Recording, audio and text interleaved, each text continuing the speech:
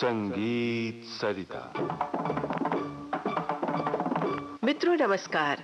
प्रस्तुत है विविध भारती के खजाने से संगीत सरिता कार्यक्रम में आज आप सुनेंगे सुप्रसिद्ध गायक पंडित नारायण राव व्यास से ली गई भेंट वार्ता। भेंट कर रहे हैं श्री शबीह अब्बास। पंडित जी, पहले तो हम लोग ये जानना चाहेंगे कि संगीत की दुनिया में आप आए किस तरह? मेरा जन्म कोल्हापुर में हुआ जी। कोल्हापुर स्टेट उस जमाने में बहुत संगीत और कलापुरी कहते थे उनको। इसमें मेरा जन्म 1902 साल में हुआ जी। हमारे पिताजी बड़े गाना प्रेमी थे। अच्छा। पिताजी की पिताजी भी। अच्छा। 2 पीढ़ी से हमारे में तानपुरा चलता आया है। अच्छा, यानी घराने में संगीत था। संगीत था। हाँ। तो बचपन से हमको ये संगीत के साथ प्रेम बढ़ा। अच्छा। अब अवस्था ऐसी थी, कुछ ऐसा ही कारण हो गया हमारे पिताजी से जी। कुछ पेपर कोई ऐसे उसमें बहुत रुपया का नुकसान हो गया जी। तो वो शाख से गुजर गए। अच्छा। उस वक्त हम 1.5 साल के थे। हो। हमारे बड़े भाई थे शंकरराव व्यास जी। हाँ।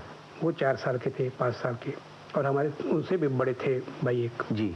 तो उस वक्त हम तो ऐसी हालत हो गई, अब शिक्षा कैसी लेनी, ये कैसा करना, ये बड़ी मुश्किल हो रही। जी हाँ। जी हाँ। ऐसा एक मौका आ गया कि पंडित विष्णु दिगंबर जी पलुस्कर जी गायनाचार्य, ये अवतारी थे। जी हाँ।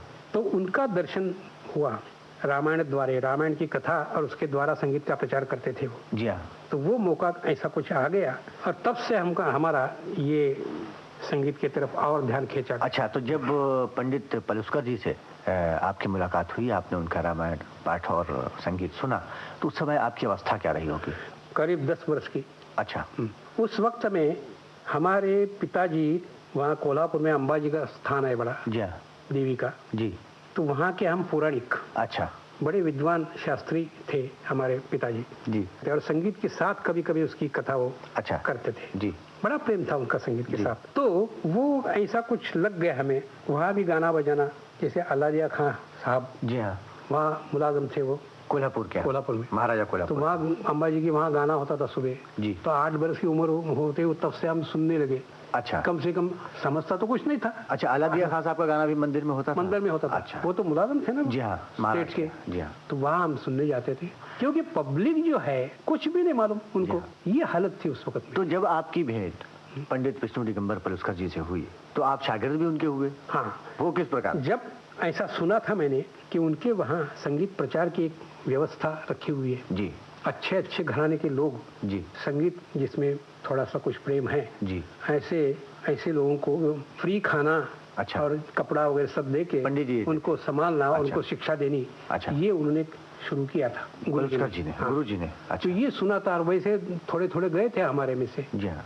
एक कशाळकर जी थे हमारे पुराने, दातार करके एक थे जी, और समझिए कि ये पटवर्धन जी हमारे जी हाँ। ऐसे बहुत से लोग जाते रहे जी। ये रास्ते से हमें पता लग गया अच्छा कि भाई ये ऐसा है, तो हमारे पहले शंकरराव भाई गए। अच्छा, बड़े भाई। और बाद में फिर हम बड़ी मुश्किल से गए। अच्छा। क्योंकि हमारे पालक छोड़ते नहीं थे, हमारे मामा पालक थे जी हाँ, कि भाई गाना सीख के क्या करोगे, क्या नौकरी थोड़ी है सही, और काय के लिए जाना है। तो बड़े हट मैंने कि मैं नहीं तो भाग जाएंगे ऐसा कुछ हो गया। अच्छा। तो एक दफे गुरुजी आए थे कोल्हापुर, उनके कोई रिलेटिव थे वहाँ जी, तो मुझे पता लग गया, रामायण की कथा भी सुनी मैंने, तो बहुत प्रभावित हो गया मैं।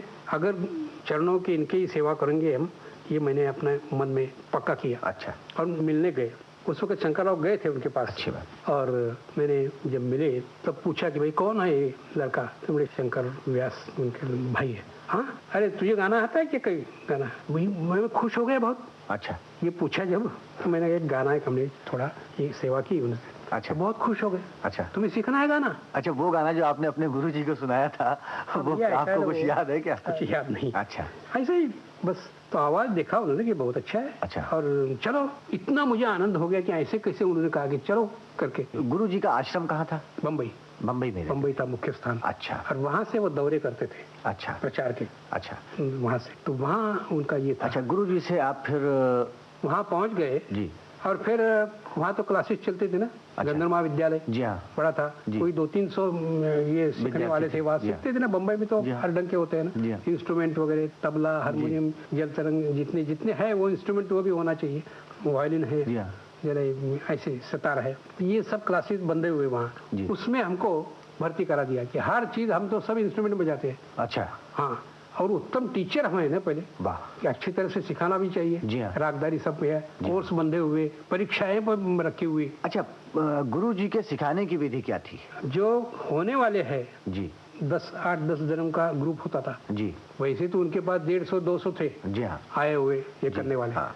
तो सबको तो गुरुजी सिखा नहीं सकते थे, वो क्लास में बैठा देते थे और उसमें से चुन चुन के जो होने वाले हैं, हाँ, जो जिनमें सचमुच की लगन होती थी सीखने की, उनको सिखाते। तो वो देखो, तो फिर उनकी वो शिक्षा पद्धति बड़ी सख्त थी। वो कैसी थी? यानी घोटना उसको, ओहो, रिपीटेशन। अच्छा, ये सबसे बड़ा था। एक दफे आ गए तो आ गए ऐसा नहीं, हाँ, रटना करना। ओहो, तो 2-2 घंटा वो करा लेते थे हमसे एक राग। अच्छा पंडित जी, एक विनती आपसे है कि रामायण का कोई अंश जो गुरु जी से आपने सुना हो, गुरु जी की अपनी बंदिश हो, वो अगर आप थोड़ा सा सुनाए तो बड़ी कृपा होगी। तो तुलसीदास जी का एक भजन है, अच्छा, सारंग राग में है।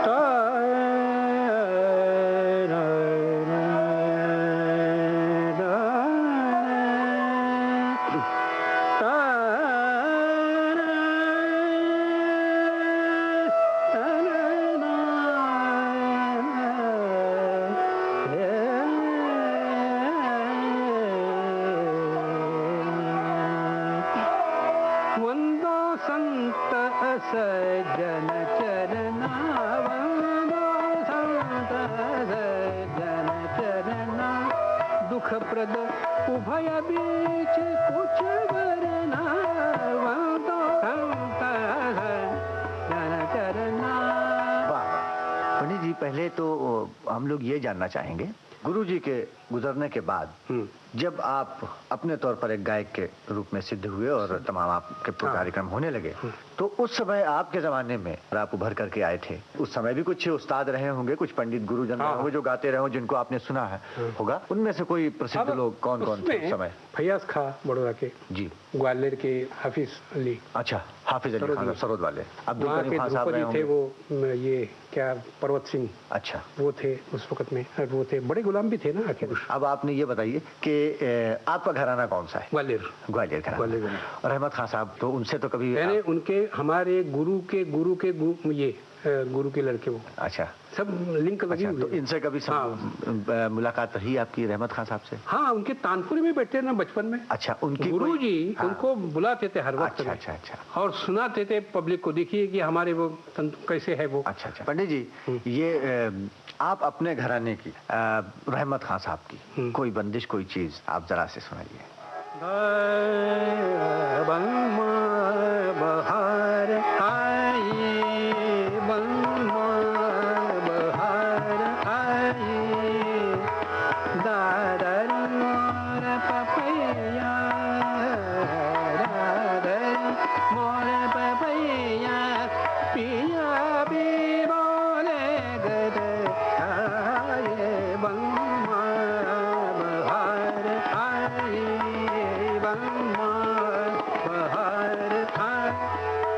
ये ढंग से।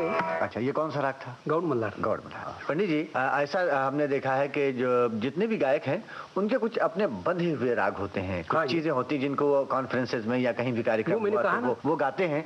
तो आपकी कौन सी चीजें जो थी ऐसी खास पेट थी जिनको आप?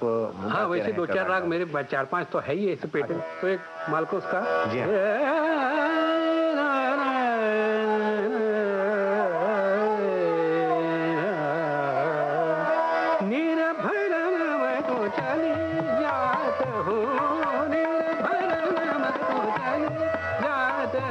बीच में मिल गए नदी के छोरा, नीर भरन मतो चले, नीर भरन मतो, नीर भरन मतो, नीर भरन मतो चले, जात बीच में मिल गए नदी के छोरा, नीर भरन मतो चले, जमुना के तट में तो नहीं चलोगे, जमुना के तट में तो नहीं चलोगे, भैया पकड़ मोसे कर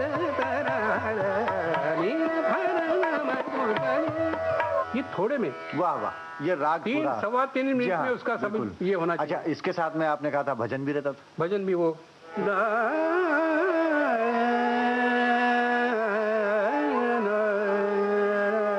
तिलंका है, श्याम सुंदर मदन मोहन श्याम सुंदर मदन मोहन श्याम सुंदर मदन मोहन कुंवारी संग प्रीत के न कुंवारी संग प्रीत के न आवे सोव कुंदर वो न जाय श्याम सुंदर मदन मोहन श्याम सुंदर मदन मोहन गोकुलरीत छान देन गोकुलरीत छान देन मथुरा में न्यास देन मथुरा में न्यास देन धाय धाय गाय गाय अब मुठो गोकुलर वो न याद श्याम सुंदर मदन मोहन। वाह वाह। अच्छा पंडित जी, एक बात और भी याद आ रही है कि शास्त्रीय जो राग हैं, रागों का तो स्वरूप बहुत बड़ा होता है और गायक उसका जितना विस्तार कर सके उतना थोड़ा होता है। और दूसरा होता है सुगम, या हम जिसे सुबद्ध संगीत कहते हैं, उसी राग को थोड़ा समेट देते हैं, छोटा कर देते हैं। लेकिन आम ये जो आज जो फिल्में हमारी आ रही हैं, इसमें कुछ शास्त्रीय संगीत पर भी आधारित गाने आए हैं और कुछ ऐसे भी आए हैं। तो फिल्मों के संगीत ने शास्त्रीय संगीत को कुछ नुकसान पहुंचाया है या फायदा पहुंचाया है? बहुत फायदा। इसलिए मैं कहता हूं कि जो डायरेक्टर है, म्यूजिक डायरेक्टर जो है जी, उन्होंने सब क्लासिकल गाना सीखना चाहिए। अच्छा। उसे क्या हो जाता है कि जो रचना करते, अब उसमें से मिसाल मैंने कहता हूं मैं कि 2-4 है गाने ऐसे जो सबको मालूम है, जैसे हमीर राग। अच्छा, हमीर राग हमको सिनेमा का रेफरेंस देना पड़ता है। हमीर राग है तो उनको निशान क्या देना चाहिए? क्या? तो बाबा देखो, मधुबन में राधिका नाचे रे, मधुबन में राधिका गमरानी दा, जैसे कुहू कुहू बोले कोयलिया नरे नरे नरे नरे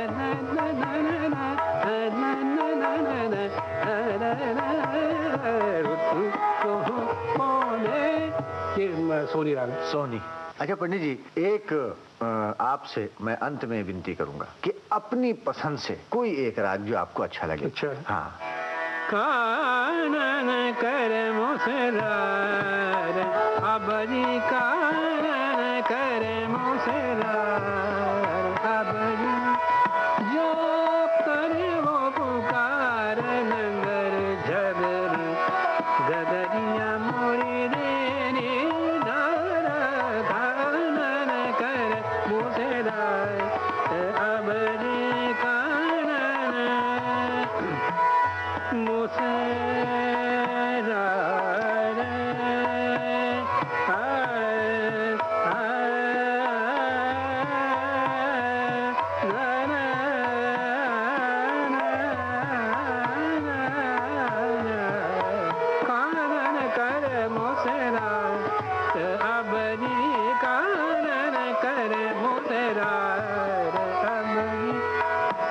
चर गलो जा जसोदा सुख लो जा करुणा हे करुणा जसोदा